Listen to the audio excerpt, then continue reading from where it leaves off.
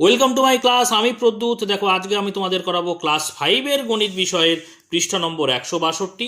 তারপরের পেজে চলে যাও পৃষ্ঠা নম্বর 163, তারপরের পেজে চলে যাও পৃষ্ঠা নম্বর 164 এবং পৃষ্ঠা নম্বর 165 পর্যন্ত যতগুলো অঙ্ক দেওয়া রয়েছে এবং ধারণা রয়েছে প্রত্যেকটা অঙ্ক আমি খুব সহজ করে বুঝিয়ে দেওয়ার চেষ্টা করব। তোমরা শেষ পর্যন্ত ভিডিওতে সঙ্গে থাকো, আশা করি বুঝতে পারবে।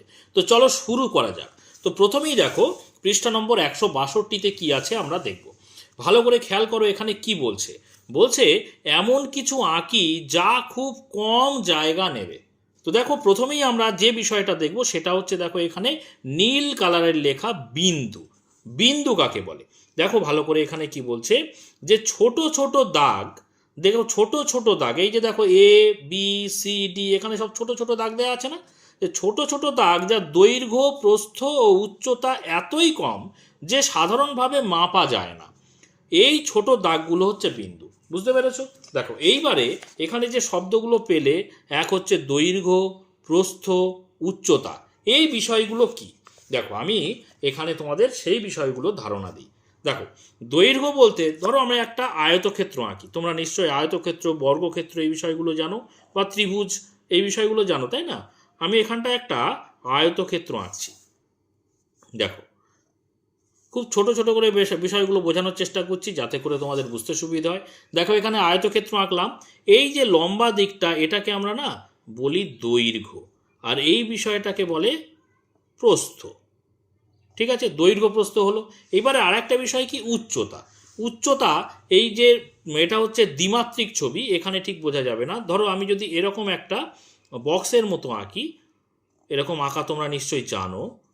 দেখো তাহলে কি হচ্ছে এখানে, তাহলে দৈর্ঘ্য হচ্ছে কোনটা বলো তো? দৈর্ঘ্য হচ্ছে এইটুকু, এইটা হচ্ছে দৈর্ঘ্য। আর প্রস্থ কোনটা বলো তো? প্রস্থ হচ্ছে এইটুকু, এটা হচ্ছে প্রস্থ। বুঝতে পারছো তো তোমরা? আর উচ্চতা দেখো, এখান থেকে উচ্চতা মানে কতটা উঁচুতে রয়েছে, কতটা, দেখো এই যে এইটুকু হচ্ছে উচ্চতা। বুঝতে পেরেছো? তাহলে বিন্দু কাকে বলছে? বিন্দু হলো ছোট দাগ, এতটাই ছোট দাগ, দেখো এতটাই ছোট। বিন্দু মানে কি? এই একটা বিন্দু, এই একটা বিন্দু এতটাই ছোট যাকে কোনো স্কেল দিয়ে দৈর্ঘ্যও মাপতে পারবো না, প্রস্থও মাপতে পারবো না, আবার উচ্চতাও মাপতে পারবো না, তাকে কিন্তু আমরা কি বলছি বলো তো? বিন্দু বলছি। এইটুকু আশা করি তোমাদের মধ্যে ক্লিয়ার হয়ে গেছে, তাই তো? এইবারে চলো পরের যে বিষয়টা আমরা জানবো। এখানে দেখতে পাচ্ছ অনেকগুলো বিন্দু দেওয়া রয়েছে। এবারে বলছে খাতার পাতায় 4টি ধার 4টি বিন্দুতে মিলেছে। দেখো খাতার পাতায় 4টি ধার, এই যে যদি এটা খাতা হয় তাহলে এই একটা ধার, এই একটা ধার, তাই না? আবার নিচে দুটো ধার আছে, 4টি ধার। সেটা ধরো এখানে এই যে খাতার পাতা, 4টি ধার 4টে বিন্দুতে মিলেছে। এই বিন্দুগুলো হলো এ বি সি ডি, 4টে নাম দিয়েছে এ বি সি ডি। ঠিক আছে, এবারে পোস্ট কার্ড দেখতে পাচ্ছ, এটাও একটা পোস্ট কার্ড, তোমরা নিশ্চয়ই দেখেছো এইরকম কার্ড, চিঠি লেখা হয়। তো এই পোস্ট কার্ডের 4টি কানায় কটি বিন্দু? 4টি বিন্দু। দেখো আমি এখানটায় লিখছি, লিখে দিচ্ছি এখানটায় 4টি বিন্দু দেখছি, তাই না? এই একটা বিন্দু, এই একটা বিন্দু, এই একটা বিন্দু, এই একটা বিন্দু, তাই না? মোট 4টি বিন্দু। আবার 4টি ধারও আছে। কটা ধার দেখো?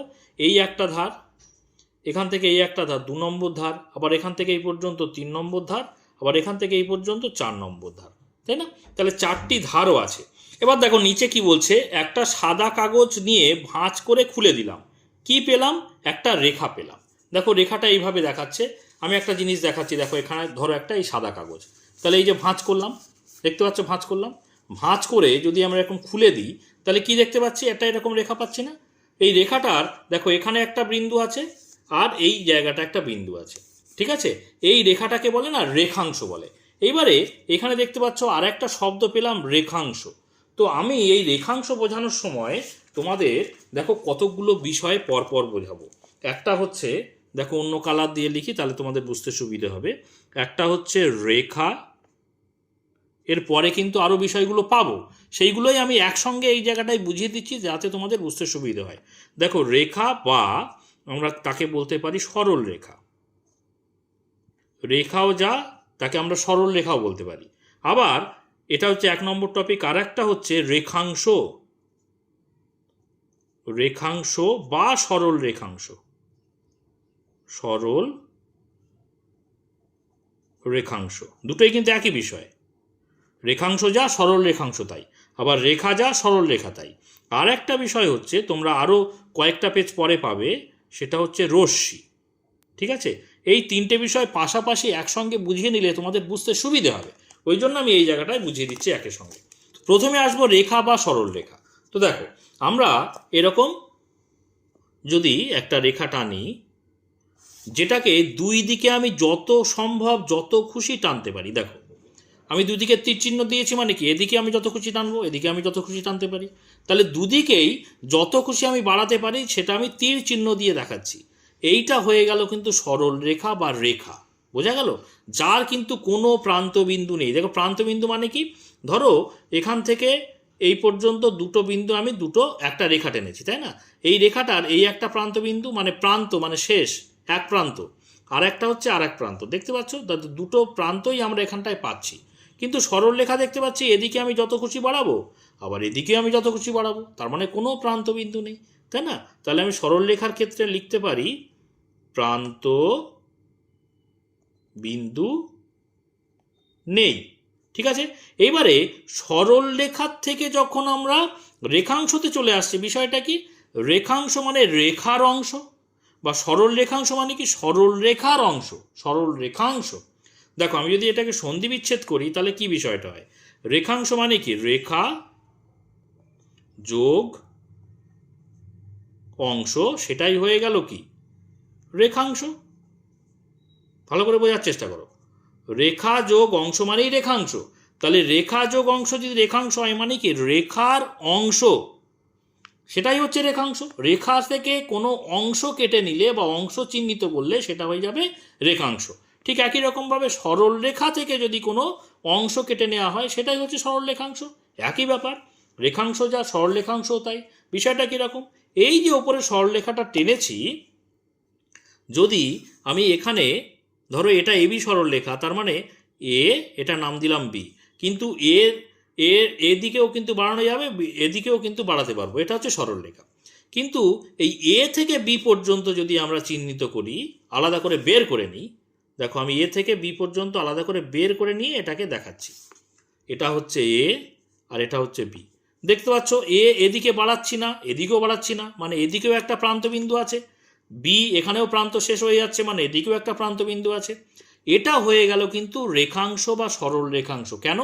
কারণ এই এবিটা কোথা থেকে বের করে নিয়ে এসেছি, এই রেখা থেকে বের করে নিয়ে এসেছি, বা সরল রেখা থেকে বের করে নিয়ে এসেছি, বোঝা গেল?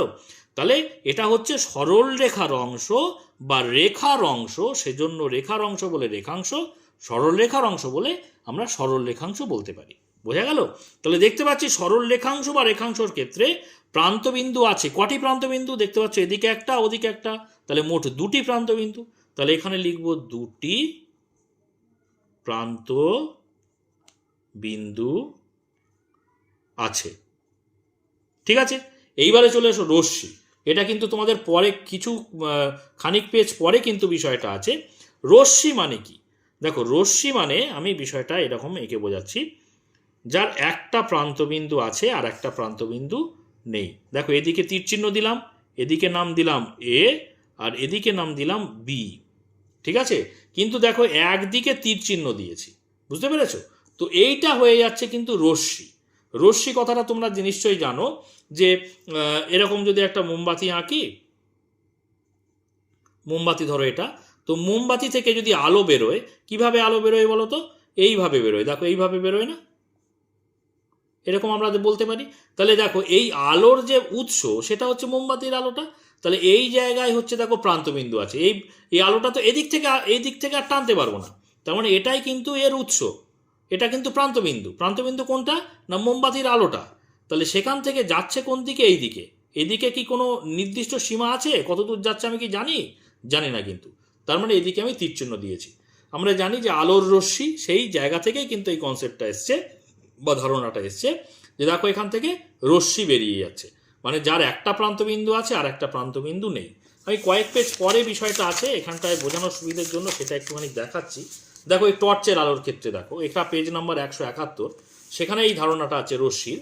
দেখতে পাচ্ছ রশ্মির ধারণাটা আছে, সরল রেখাংশ রশ্মি, বিষয়টা ওখানে বোঝাচ্ছে একসঙ্গে, বুঝে নাও। দেখো টর্চের আলোর ক্ষেত্রেও একই রকম ব্যাপার, এখান থেকে আলোটা বেরোচ্ছে, এই জায়গাটা হচ্ছে প্রান্তবিন্দু, হচ্ছে টর্চের আলো, টর্চের যে বাল্ব সেটা হচ্ছে আলোর উৎস বা প্রান্তবিন্দু। সেখান থেকে যখন বিভিন্ন আলোর ছটা বা রশ্মি বেরিয়ে যাচ্ছে, দেখো প্রত্যেকটা তীরচিহ্ন দেওয়া আছে, তাই না? অর্থাৎ এই দিকে কিন্তু কোনো প্রান্তবিন্দু নেই। তাহলে আমরা কি বুঝলাম? যে রশ্মির ক্ষেত্রে কিন্তু একটা প্রান্তবিন্দু আছে, দেখতে পাচ্ছ আমি এখানে এঁকেছি, আর একটা কিন্তু প্রান্তবিন্দু নেই। বোঝা গেল? তাহলে আমি রশ্মির ক্ষেত্রে লিখব একটি প্রান্তবিন্দু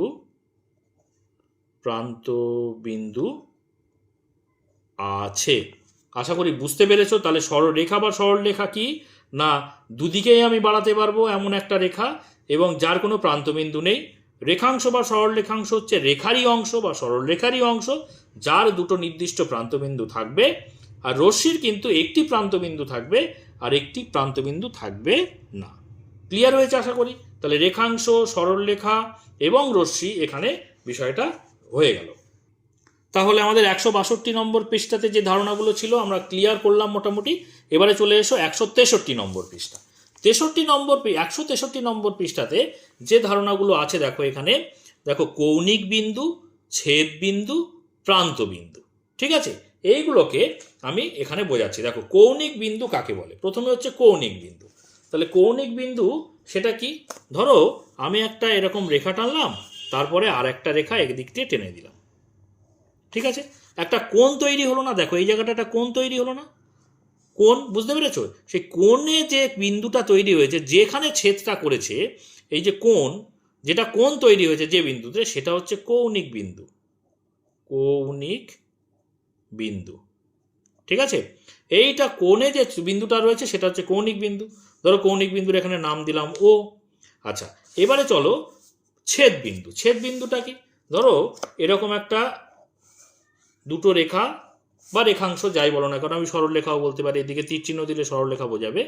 এই বিন্দুটা দেখো ছেদ করেছে। ধরো আমি ছেদ বিন্দুটার নাম দিলাম ও। এই যে বিন্দুতে তারা এসে ছেদ করেছে সেটা হচ্ছে ছেদ বিন্দু। তাহলে এটা হয়ে যাচ্ছে ছেদ বিন্দু। বুঝতে পেরেছো? ছোদ বিন্দু হচ্ছে কি? ও। আচ্ছা, এবারে দেখো এখানে কি আছে? প্রান্ত বিন্দু। প্রান্ত বিন্দুটা কি? দেখো আমি ধরো একটা আয়তক্ষেত্র আঁকলাম বা যে কোনো চতুর্ভুজ বলতে পারি। ধরো এরকম আমি আঁকলাম, দেখো এইভাবে। তাহলে একটা চতুর্ভুজ আঁকলাম, কোনো নির্দিষ্ট আয়তক্ষেত্র বর্গক্ষেত্র না। তো চতুর্ভুজের দেখো এখানে আমরা কি দেখব না, প্রান্ত বিন্দু। প্রান্ত বিন্দু কি? দেখো এই যে রেখা, উপরের যে রেখাটা, এই উপরের রেখাংশের এই একটা প্রান্ত বিন্দু আর এই একটা প্রান্ত বিন্দু না? আমি যদি নাম দিই, ধরো এটার নাম দিলাম এ, বি, সি, ডি। তাহলে দেখো এই ডি আর সি এরা কি দুই প্রান্তে অবস্থান করছে, তাহলে এরা কিন্তু প্রান্ত বিন্দু। বুঝতে পেরেছো? এরা হচ্ছে প্রান্ত বিন্দু। তাহলে প্রান্ত বিন্দু এখানে কি কে কে হতে পারে? এ হতে পারে, বি হতে পারে, সি হতে পারে, ডি হতে পারে, সবাই কিন্তু প্রান্ত বিন্দু। বোঝা গেল? তাহলে কৌণিক বিন্দু, ছেদ বিন্দু, প্রান্ত বিন্দু কাকে বলে আশা করি তোমাদের মধ্যে ক্লিয়ার হয়ে গেছে। চলো এবারে পরের কনসেপ্টে যাই। তাহলে এখানেও দেখো ছবি আমি যেমনভাবে এঁকেছি, দেখতে পাচ্ছ কৌণিক বিন্দু, তার মানে কোনগুলো? কৌণিক বিন্দু দেখতে পাচ্ছ এখানে। কৌণিক বিন্দু পেলাম এল, এই আই। দেখো এখানে আই কৌণিক বিন্দু, আমি বুঝিয়েছি না? এ একটা কৌণিক বিন্দু, কোণ তৈরি হয়েছে। এ একটা কৌণিক বিন্দু, কোণ তৈরি হয়েছে। আর যে সব কিন্তু কৌণিক বিন্দু। আবার কি বলছে? সরল রেখাংশ কি কি পেয়েছি? সরল রেখাংশ দেখো ই এফ সরল রেখাংশ, জি এইচ সরল রেখাংশ, আবার জে আর একটা সরল রেখাংশ, আবার এল আর একটা সরল রেখাংশ, সব কিন্তু সরল রেখাংশ।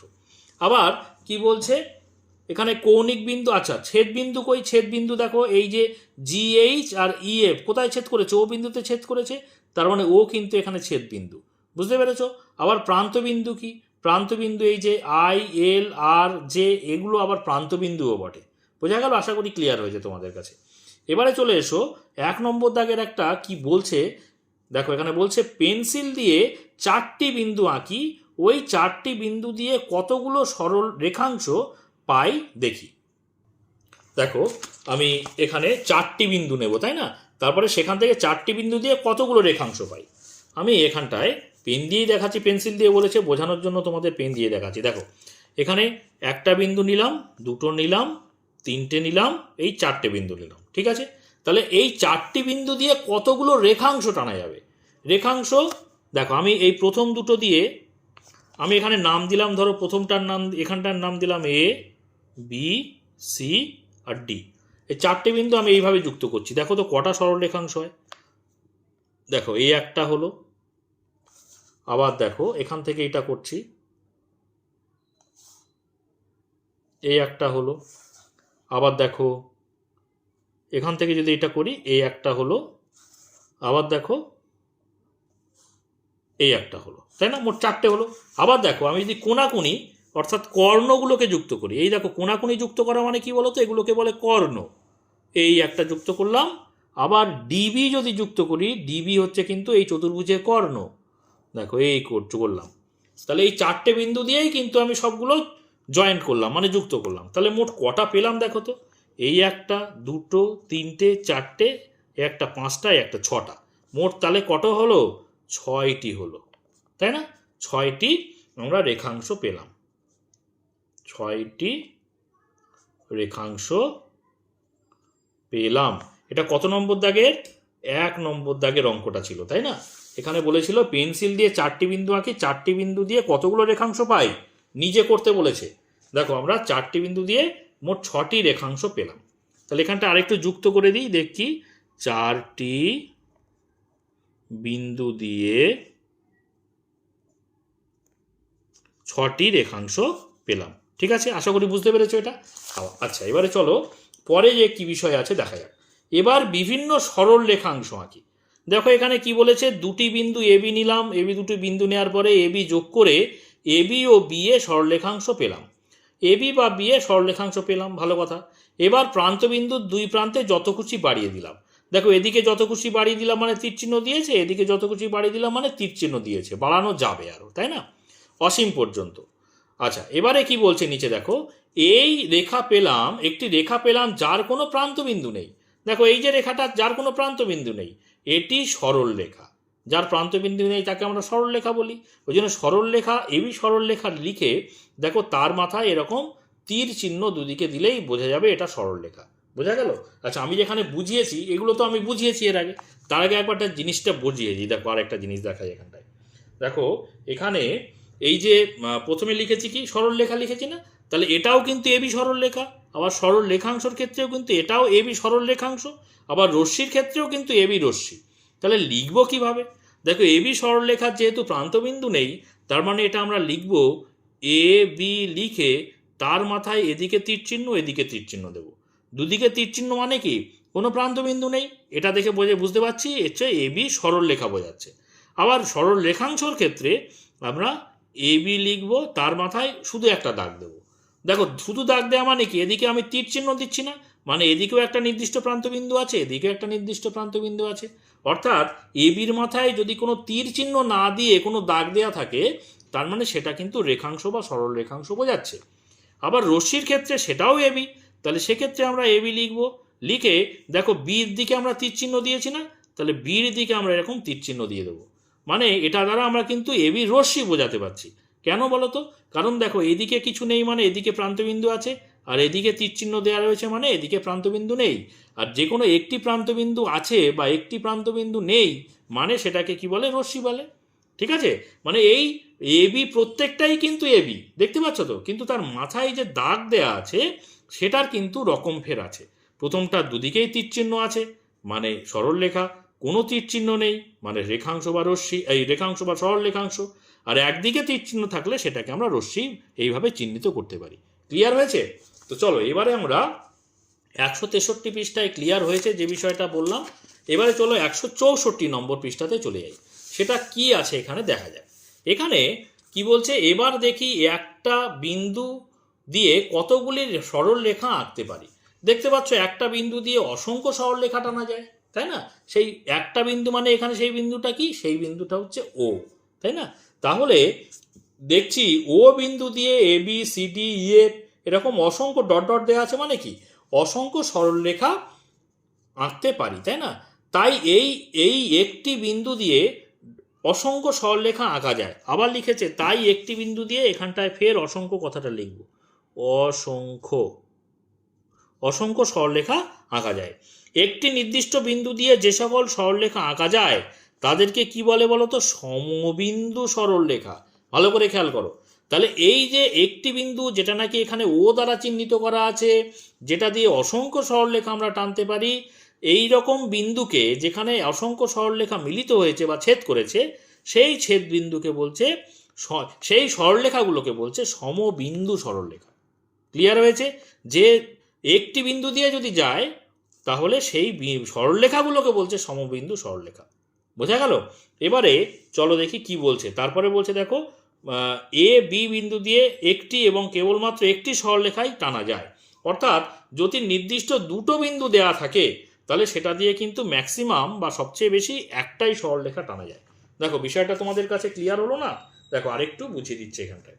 ধরো তোমাকে নির্দিষ্ট বিন্দু দিয়ে দিয়েছে, এ একটা বিন্দু, এ একটা বিন্দু, একটা ধরলাম আমি এ আর একটা দিলাম বি। যদি বলে দুটো বিন্দু দেয়া আছে, কটা সর্বাধিক তুমি সরলরেখা টানতে পারবে, এখানে কিন্তু, বা কটা রেখা টানতে পারবে, এখানে কিন্তু একটিই রেখা টানতে পারবো। দেখো তো দুটি বিন্দু দিয়ে দিয়েছে, তো একটিই কিন্তু রেখা আমরা টানতে পারবো এখানে, তাই না? তার বেশি কি যাবে? কখনোই যাবে না। সেটাই কিন্তু এখানে বলেছে। ঠিক আছে? আচ্ছা, এবারে দেখো কি বলেছে, সমরেখ বিন্দু, আর একটা শব্দ পেলাম, আর একটা কি, অসমরেখ বিন্দু। উপরেরটা কিন্তু সমবিন্দু সরলরেখা, একসঙ্গে গুলিয়ে ফেলবে না। তাহলে প্রথম এখানে দেখো আমরা দেখছি সমরেখ বিন্দু। সমরেখ বিন্দু কি? দেখো, তিন বা তিনের বেশি বিন্দু যারা একই সরলরেখায় আছে তারা সমরেখ বিন্দু। ভালো করে ক্লিয়ার করো। দেখো এই যে ছবিটা আছে, একটা সরলরেখা টানা আছে, সেখানে এ বিন্দু আছে, বি বিন্দু আছে, সি বিন্দু আছে, এবং এই তিনটে বিন্দুই কিন্তু এই রেখার উপরেই অবস্থান করছে, মানে রেখার উপরেই আছে।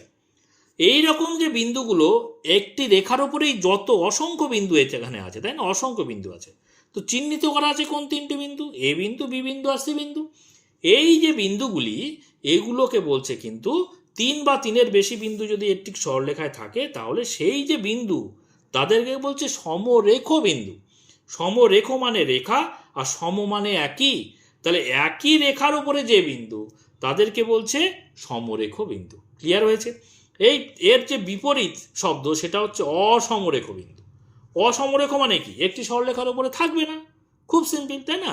যদি দেখো এখানে কি বলছে, যে সকল বিন্দু একই সরলরেখায় নেই তারা অসমরেখ বিন্দু। তাহলে তিনটি অসমরেখ বিন্দুর অন্তত দুটি দিয়ে সর্বাধিক কোটি একটি, দুটি দিয়ে সর্বাধিক একটি সরলরেখা আঁকতে পারি। এটা তো আমি আগেই বললাম। আচ্ছা, অসমরেখ বিন্দুগুলো দেখো এখানে, দেখো এ বি সি, তিনটে আলাদা আলাদা বিন্দু না? একই রেখার উপর অবস্থান করছে কি এর মতো? দেখো নয়। তার মানে এ আলাদা জায়গায়, বি আলাদা জায়গায়, সি আলাদা জায়গায়।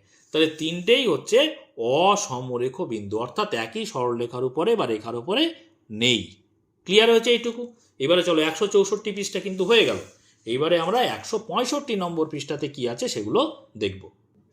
দেখো এখানে বলছে, এবার চারটি সমরেখ ও অসমরেখ বিন্দু নিয়ে কটা সরলরেখা আঁকতে পারি দেখি। দেখো এখানে সমরেখ বিন্দু আর এখানে অসমরেখ বিন্দু লেখা আছে।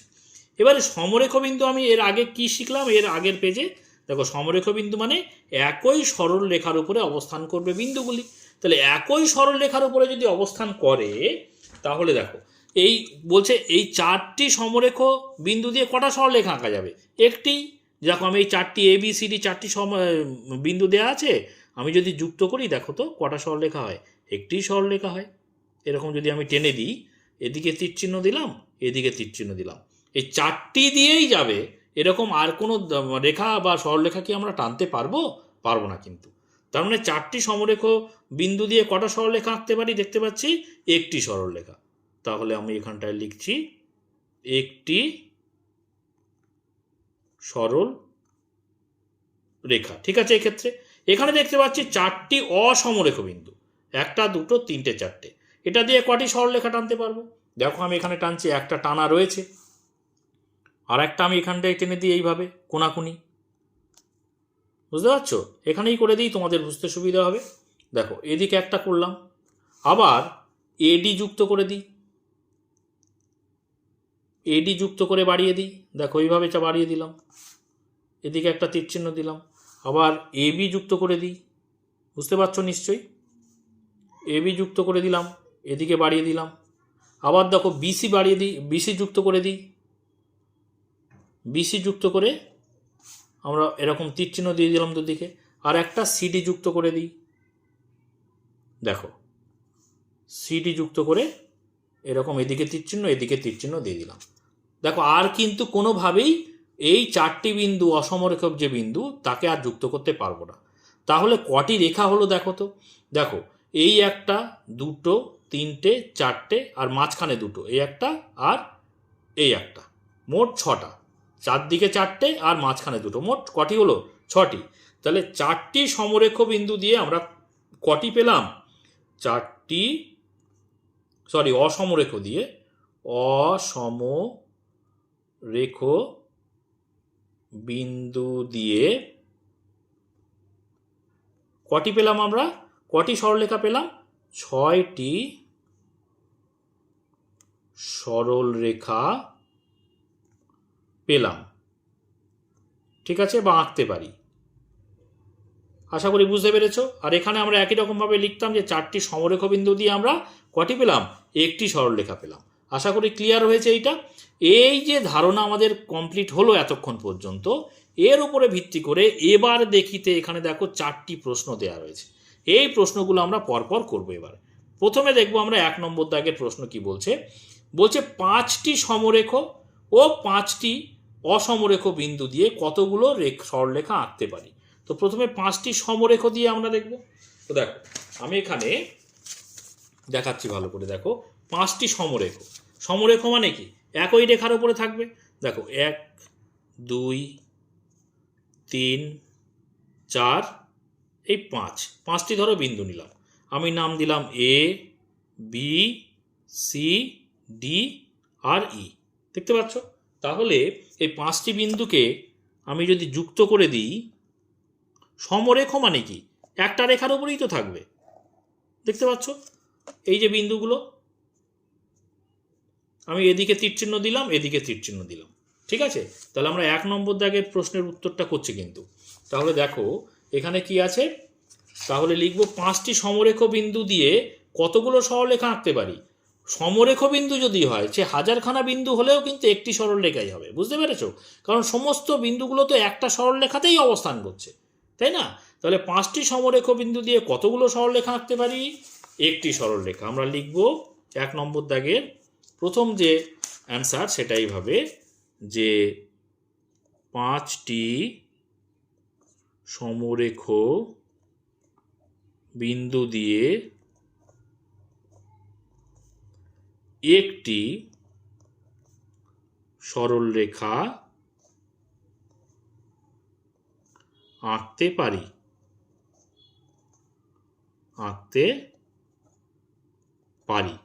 ক্লিয়ার হয়েছে আশা করি। এখানে যদি 1000টা বিন্দু বলতো, সেই একটি সরলরেখাই কিন্তু আঁকতে পারি আমরা লিখতাম।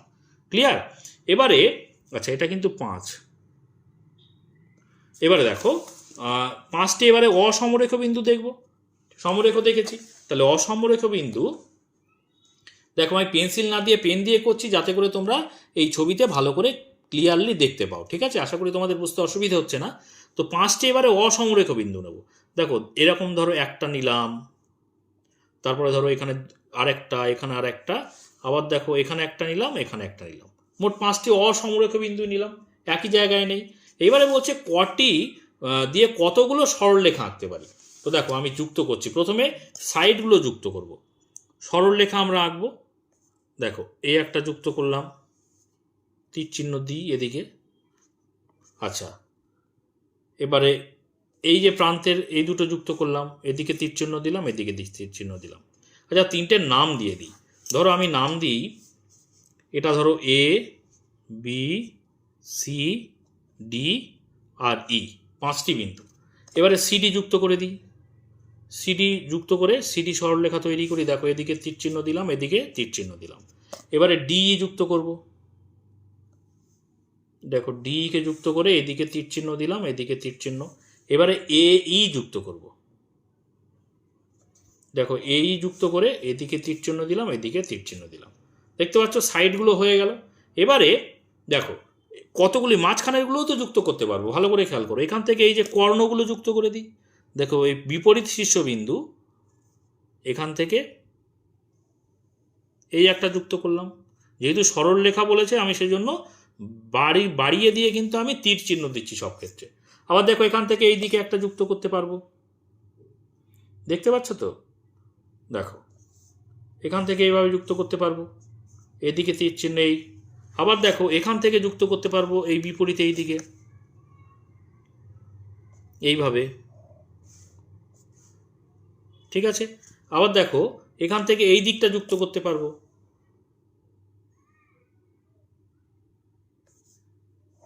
এইভাবে। আবার দেখো এই বি থেকে ডি যুক্ত করতে পারবো, দেখো তো এখনো ফাঁকা আছে কর্ণ যুক্ত করতে, এইভাবে তীর চিহ্ন দিলাম। আর কিন্তু কোনো বিপরীত শীর্ষবিন্দু নেই বা কর্ণ টানতে আর বাকি নেই, দেখতে পাচ্ছ। তাহলে কটি সরলরেখা পেলাম দেখো তো, দেখো বাইরে আমরা পেয়েছি 1 2 3 4 5, 5টি বিন্দু মানে 5টি সরলরেখা পেয়েছি। আর ভিতরে দেখো কটা পেয়েছি, দেখো ভিতরে 1 2, তারপরে দেখো এটা 3, এটা 4, আর এই একটা পাচ্ছি, এটা হচ্ছে 5।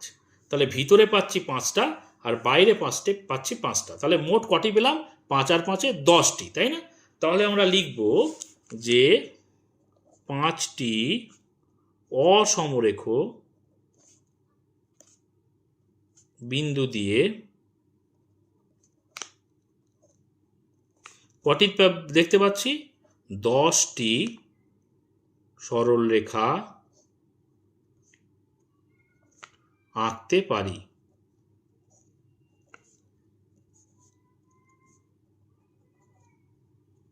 ঠিক আছে, আশা করি ক্লিয়ার হয়েছে তোমাদের কাছে।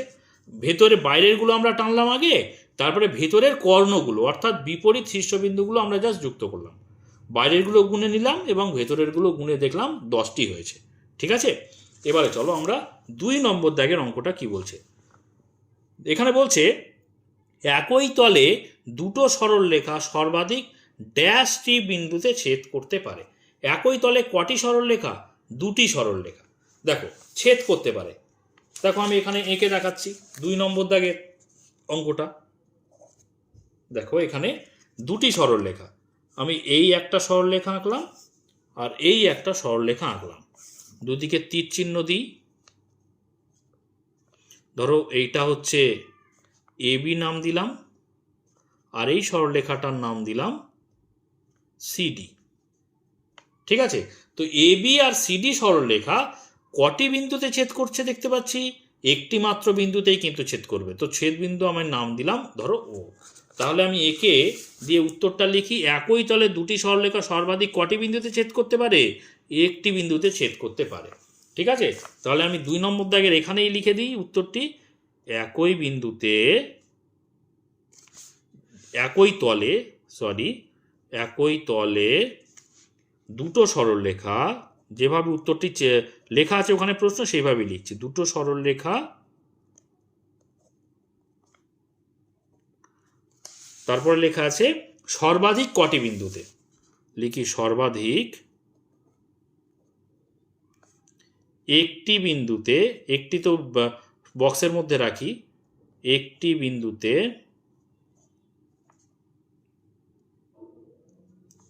বিন্দুতে কি আছে? ছেদ করতে পারে, ছেদ করতে পারে। ক্লিয়ার হয়েছে? এবারে চলো আমরা 3 নম্বর দাগের অঙ্কটা কি বলছে দেখি।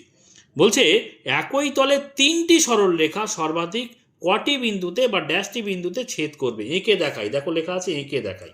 তাহলে 3 নম্বর দাগেরটা দেখো আমি এখানটায় আঁকছি, 3 নম্বর দাগের, তাই না? তো কটি বিন্দু এখানে দেখতে পাচ্ছি? 3টি সরলরেখা, 3টি সরলরেখা কটি বিন্দুতে বলছে। তাহলে দেখো আমি এখানে এই একটি সরলরেখা আঁকলাম, আবার এই একটি সরলরেখা আঁকলাম, আর এই একটি সরলরেখা আঁকলাম। দেখো আমি প্রথমটা দুদিকে তীর চিহ্ন দিলাম, প্রত্যেকটায় তীর চিহ্ন দিয়ে দিই, তাহলে সরলরেখা বোঝাচ্ছি, তাই না? তাহলে আমি নাম দিয়ে দিই, ধরো এটার নাম দিলাম এ বি আর এটা হচ্ছে সি। তাহলে মোট কটি সরলরেখা দেখো, এবি একটা সরলরেখা, বিসি একটা সরলরেখা আর এসি একটা সরলরেখা। এই তিনটি সরলরেখা দেখতে পাচ্ছি কটি বিন্দুতে ছেদ করেছে? এই একটা বিন্দু, এই একটা বিন্দু আর এই একটা বিন্দু। মোট কটি বিন্দু বলো তো? মোট 3টি বিন্দু, তাই না? তাহলে এখানটায় একই তলে তিনটি সরলরেখা সর্বাধিক কটি বিন্দুতে ছেদ করবে? এখানে হবে 3টি বিন্দুতে ছেদ করবে। আলাদা করে এই কথাটা আমি আর এখানে লিখে দেখাচ্ছি না। আশা করি তোমাদের ক্লিয়ার হয়ে গেছে বিষয়টা, তাই না? এবার দেখো 4 নম্বর দাগের অঙ্কটা কি বলছে দেখি। বলছে একই তলে 4টি সরলরেখা, প্রত্যেকটা একটি করে বাড়ছে। দেখো এখানে 2, 3, এবারে 4টি সরলরেখা সর্বাধিক ড্যাশটি বিন্দুতে ছেদ করবে। এটাও কিন্তু বলছে এঁকে দেখাই। দেখো 4 নম্বর দাগের অঙ্কটা আমি এখানে করে বা এঁকে দেখিয়ে দিচ্ছি। কি বলছে আরেকবার দেখে নিই। একই তলে 4টি সরলরেখা, তাই না? সর্বাধিক কটি বিন্দুতে ছেদ করবে? দেখো 4টি সরলরেখা আমি এইভাবে আঁকতে পারি। প্রথমে এই একটি সরলরেখা আঁকলাম। আচ্ছা, তীর চিহ্ন দিই, তাহলে সরলরেখা বোঝাতে সুবিধা হবে। তারপরে এই একটা সরলরেখা আঁকলাম। তারপরে দেখো এই একটা সরলরেখা আঁকলাম। ঠিক আছে? তো 3টি সরলরেখা কিন্তু আমাদের আঁকা কমপ্লিট হয়ে গেছে। এবারে আর একটি সরলরেখা এমনভাবে টানবো যে প্রত্যেকটাকে যেন টাচ করে বা ছেদ করে। তাহলে আমরা সেই সরলরেখাটাকে এইভাবে আঁকতে পারি। দেখো ম্যাক্সিমাম বলেছে বা সর্বাধিক বলেছে, তাহলে দেখো আমি এইভাবে, দেখো এইভাবে টানলে এই সরলরেখাটাকে টাচ করলো, ছেদ করলো। আবার দেখো এই সরলরেখাটাকেও ছেদ করলো, আবার নিচের সরলরেখাটাকে কিন্তু ছেদ করেছে। দেখতে পাচ্ছ? তাহলে তীর চিহ্ন দিলাম এদিকে। এই যে লাস্টে যে সরলরেখা টানলাম, প্রথম এইটাকে ছেদ করেছে, তারপরে এইটাকে ছেদ করেছে, তারপরে এইটাকে ছেদ করেছে। তার মানে সর্বাধিকের বাইরে কিন্তু বেশি আর আমরা ছেদবিন্দু তৈরি করতে পারবো না। বুঝতে পেরেছো? তাহলে আমি যদি নাম দিই, দেখো ছেদ বিন্দুগুলো যদি নাম দিই, ধরো এটাকে নাম দিলাম এ, এটা বি, এটা সি, এটা ডি, এই ছেদবিন্দু হচ্ছে ই, আর একটা এই একটা এফ। তাহলে মোট কটা হচ্ছে? দেখো A B C D E F, মোট 6টি কিন্তু ছেদবিন্দু আমরা পাচ্ছি, তাই না? তাহলে এখানে একই তলে 4টি সরলরেখা সর্বাধিক কটি বিন্দুতে ছেদ করবে আমরা দেখতে পাচ্ছি? 6টি বিন্দু আমরা পাচ্ছি, তাই না? তাহলে আমরা এখানটায় লিখে দিই 6টি বিন্দুতে ছেদ করবে। আশা করি এখানটায় আর আলাদা করে লিখে দেওয়ার আশা করি কোনো প্রয়োজন নেই। ওই একই কথাটা আমি ওখানে দেখিয়ে দিলাম বা উত্তরটা আমি এখানে লিখে দিলাম। তোমাদের আঁকার টেকনিকটা নিশ্চয়ই বুঝতে পেরেছো যে 3টি সরলরেখা দিয়ে আমরা কিন্তু যতগুলো ছেদ করা যায়, মানে আমরা একটা ত্রিভুজ তৈরি করলাম। তারপরে শেষে যে সরলরেখাটা, সেটা আমি 3টে সরলরেখাকেই টাচ করে সেইভাবে টানলাম। তার থেকে 3টে সরলরেখা আগে টেনেছি, মানে শেষ যে সরলরেখাটা সেটাকে এমনভাবে টানলাম 3টেকেই ছেদ করেছে। তার বেশি তো আর ছেদ করানো যাবে না, তাই না? তাহলে এই একটা ছেদ করেছে, এই একটা ছেদ করেছে, আবার এই একটা ছেদ করেছে, শেষ যে সরলরেখাটা এনেছি। বুঝতে পেরেছো? তাহলে তার মাধ্যমে আমরা ছেদবিন্দুগুলো গুনে দেখলাম, মোট কটি হলো? 6টি হলো। আশা করি ক্লিয়ার হয়েছে। এবারে চলো নিচের দিকে কি আছে। বলছে বিভিন্ন রকম রেখা দেখি। এখানে দেখতে পাচ্ছি টেবিলের ধার দেখানো হয়েছে, কোণ দেখানো হয়েছে। কোণগুলোকে বলছে কৌণিক বিন্দু। আর এই ধারগুলো কীরকম বলো তো? ধারগুলো দেখতে পাচ্ছি সরল রেখা। আমরা রেখা 2 রকম দেখতে পাচ্ছি। নিচে লেখা দেখো, রেখা 2 রকম, একটা হচ্ছে সরল রেখা আর একটা হচ্ছে বক্ররেখা। সরল রেখা মানে কি? সরল রেখা মানে হচ্ছে সোজা রেখা, বক্র মানে হচ্ছে বাঁকা, আর সরল মানে হচ্ছে সোজা। তাহলে সরল রেখা মানে, আমি এর আগেও দেখালাম, সরল রেখা মানে হচ্ছে যে রেখাটা সরল মানে সোজা। এই একটা সোজা রেখা টানলাম স্কেলের সাহায্যে, এটা কিন্তু সরল রেখা। ঠিক আছে? আর বক্ররেখা মানে বাঁকা, এই হচ্ছে বক্ররেখা। এদিকে তীর চিহ্ন দিলাম, ওদিকে তীর চিহ্ন দিলাম। তাহলে রেখা আমরা কয় রকম পেলাম? একটা সরল রেখা পেলাম আর একটা বক্ররেখা পেলাম। ঠিক আছে? তো দেখো 165 নম্বর পৃষ্ঠা পর্যন্ত আমরা যে ধারণাগুলো ছিল প্রত্যেকটা ছোট ছোট করে বুঝে নিলাম, তাই না? তো দেখো পাথরের ধার এইটুকু দেখছি সরল রেখা, আবার দেখো এই ধারটা দেখো, এটা কিন্তু বক্ররেখা, তাই না? এটা বাঁকা রেখা। তাহলে এর পরের যে ভিডিও, সেখানে কিন্তু আমরা 166 নম্বর পৃষ্ঠা থেকে শুরু করব। সেই সমস্ত ভিডিও যদি তোমরা পেতে চাও, অবশ্যই চ্যানেলটিকে সাবস্ক্রাইব করে নিয়ে সঙ্গে থেকো। আর আজকের ভিডিওটি ভালো লাগলে অবশ্যই একটা লাইক করে দিও, কমেন্ট করে বন্ধুদের মধ্যে শেয়ার করে দিও। তাহলে আবার দেখা হচ্ছে পরের ক্লাসে।